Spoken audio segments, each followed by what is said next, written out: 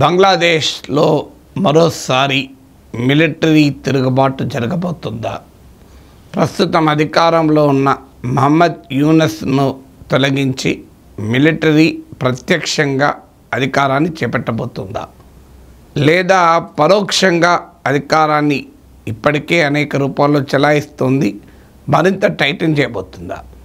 ఇలాంటి అనుమానాలు వస్తున్నాయి. మీడియా కథనాల ప్రకారం అయితే బంగ్లాదేశ్ మరో మిలిటరీ తిరుగుబాటుకు సిద్ధమవుతుంది అని. ఎందుకంటే లాస్ట్ ఫ్రైడే రోజు మిలిటరీ పెద్దలు చాలామంది టాప్ మిలిటరీ బాసెస్ సమావేశమయ్యారు. బంగ్లాదేశ్లో ఉన్న రాజకీయ పరిస్థితుల్ని, స్టెబిలిటీ ఆఫ్ బంగ్లాదేశ్కి ఎదురవుతున్న సవాళ్ళను చర్చించారు. రకరకాల ఆప్షన్స్ ఈ మీటింగ్లో చర్చించినట్లు సమాచారం.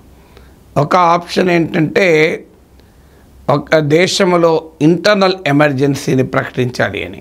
ఇంటర్నల్ ఎమర్జెన్సీని ప్రకటిస్తే ఆటోమేటిక్గా ఆర్మీ చేతికి పవర్స్ పెరుగుతాయి. సో దీనికి రెండవ ఆప్షన్గా ఏకంగా మిలిటరీయే తిరుగుబాటు చేసి మహమ్మద్ యూనస్ను తొలగించి మిలిటరీ ప్రత్యక్షంగా అధికారాన్ని చేపట్టడం. పాకిస్తాన్లో, బంగ్లాదేశ్లో ఇదేమీ కొత్త కాదు. అనేక సందర్భాల్లో జరిగిన వ్యవహారం ఇది. ఎలక్టెడ్ గవర్నమెంట్స్ ఉన్నప్పుడు కూడా మిలిటరీ ప్రాపప్ చేసిన వాళ్ళే ఎన్నికవుతుంటారు. పాకిస్తాన్లో మనం చూసిన ఇమ్రాన్ ఖాన్ మిలిటరీయే ప్రాపప్ చేసింది. మిలిటరీతో డిఫరెన్సెస్ వల్ల ఇమ్రాన్ ఖాన్ పతనమయ్యారు. తర్వాత అంతకుముందు నవాజ్ షరీఫ్ ప్రభుత్వాన్ని, అలాగే ఆర్మీ పక్కకు పెట్టింది. ఇప్పుడు నవాజ్ షరీఫ్ సోదరుడు షబాజ్ షరీఫ్ అదే మిలిటరీ సాయంతో ఇమ్రాన్ ఖాన్ అణచివేసి తాను అధికారంలో ఉన్నాడు. సో అందువల్ల పాకిస్తాన్, బంగ్లాదేశ్ పొలిటికల్ హిస్టరీకి మిలిటరీ తిరుగుబాట్లు ఏమి కొత్త కాదు. అందువల్ల మిలిటరీయే ప్రత్యక్షంగా అధికారాన్ని చేపట్టవచ్చు. లేదు, మూడో ఆప్షన్ మిలిటరీ ప్రత్యక్షంగా అధికారాన్ని చేపట్టి నేషనల్ యూనిటీ గవర్నమెంట్ అనేక రాజకీయ పార్టీలతో కలిపి ఒక జాతీయ ఐక్యతా ప్రభుత్వాన్ని ఏర్పాటు చేయవచ్చు. ఇలా డిఫరెంట్ ఆప్షన్స్ను బంగ్లాదేశ్ మిలిటరీ ఆలోచిస్తుంది అని. 4+4 ఆఫర్. మొదటిసారిగా కంట్రీ డిలైట్ పాలని 4 రోజులు ఆర్డర్ చేసిన వాళ్ళకి మరో 4 రోజులు ఫ్రీ. ఇంకెందుకు ఆలస్యం, యాప్ని డౌన్లోడ్ చేసుకోండి. Download the country delight app now. ఈ మధ్య కాలంలో బంగ్లాదేశ్ ఆర్మీ పైన రాజకీయ పార్టీలకు చెందిన నాయకులు, అవామీ లీగ్కు వ్యతిరేకంగా, షేక్ హసీనాకు వ్యతిరేకంగా పోరాడిన విద్యార్థి నాయకులు, ఇటీవల ఏర్పడిన స్టూడెంట్ పార్టీకి చెందిన ప్రతినిధులు ఆర్మీ పైన అనేక రకాల ఆరోపణలు చేస్తున్నారు. ఈవెన్ షేక్ హసీనాకు వ్యతిరేకంగా పెద్ద క్యాంపెయిన్ నడిపిన France based Bangladeshi social media influencer Pinaki Bhattacharya అయితే ఆర్మీ భారతదేశం అనుకూలంగా పనిచేస్తుంది, ఇండియన్ డైరెక్షన్ పైన ఆర్మీకి వ్యతిరేకంగా ప్రొటెస్ట్ చేయండి అని బంగ్లాదేశ్కు ప్రజలకు విజ్ఞప్తి కూడా చేశారు. అంతేకాకుండా ఆర్మీ అవామీ లీగ్ను రీహాబిలిటేట్ చేస్తానికి, తిరిగి అవామీ లీగ్కు స్పేస్ క్రియేట్ చేస్తానికి యత్నిస్తోంది అంటూ కూడా ఈ వివిధ రాజకీయ వర్గాల నుంచి వ్యతిరేకత వ్యక్తమవుతుంది.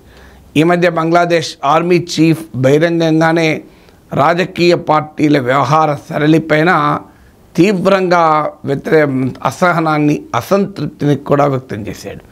సో మహమ్మద్ యూనస్ ప్రభుత్వం హ్యాండిల్ చేస్తున్న విధానం పైన తీవ్ర విమర్శలు వస్తున్న నేపథ్యంలో ఆర్మీ తిరిగి కంట్రోల్ చేపట్టవచ్చు.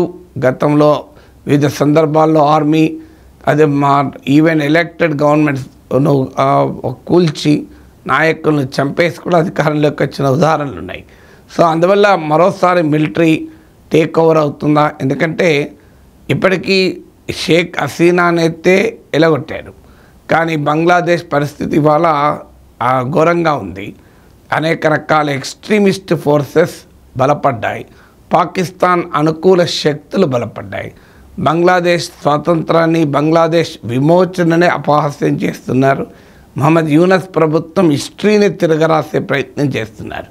హసీనా పైన కోపం ఉంటే అది పొలిటికల్గా అటాక్ చేయొచ్చు, కానీ అసలు బంగ్లాదేశ్ చరిత్రను, బంగ్లాదేశ్ ఫ్రీడమ్ మూమెంట్ను విమోచన ఉద్యమం షేక్ ముజిబుర్ రెహమాన్ నాయకత్వంలో జరిగిన ఆ పొలిటికల్ హిస్టరీని లెగసీనే అంతం చేసి ప్రజలకు ఆ విషయాలు తెలియకుండా చేసి పాకిస్తాన్ వైపుగా బంగ్లాదేశ్ నడిపించే ప్రయత్నాలు జరుగుతున్నాయి. మైనార్టీలపైన దాడులు జరుగుతున్నాయి, హిందువులపైన, క్రిస్టియన్స్ పైన. సో బంగ్లాదేశ్లో ఉన్నటువంటి ఒక అరాచకం రాజ్యమేలుతోంది. లా అండ్ ఆర్డర్ కంట్రోల్ కావడం లేదు, అనార్కీ ప్రివేల్ అవుతోంది. ఎవరు ఏం చేస్తున్నారో తెలియని పరిస్థితి. ఎన్నికలు జరుపుతారు అని హామీ ఇచ్చారు, కానీ ఎన్నికలు ఎప్పుడు జరుపుతారు, ఏ రకంగా జరుపుతారు, రాజ్యాంగాన్ని మార్చేస్తామంటున్నారు. సో ఇలాంటి పరిణామాల నేపథ్యంలో ఆర్మీ అధికారాన్ని చేపట్టాలి అనే ఆలోచన చేస్తుందని, ఇది ఏ రకమైన పరిణామాలకు దారితీస్తుందో చూడాలి. కానీ మహమ్మద్ యూనస్ ప్రభుత్వం పైన బంగ్లాదేశ్ ప్రజల్లో అసంతృప్తి మాత్రం పెరుగుతోంది.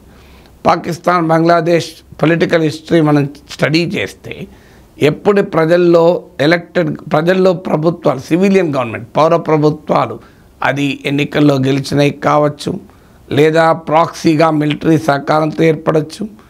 ఏదైనా వారు ప్రజల్లో వ్యతిరేకత వ్యక్తమవుతుంది అనుకున్నప్పుడు ఆర్మీ చాలా తెలివిగా ఆ వ్యతిరేకత తమ పైకి రాకుండా డిజైన్ చేసుకుంటారు.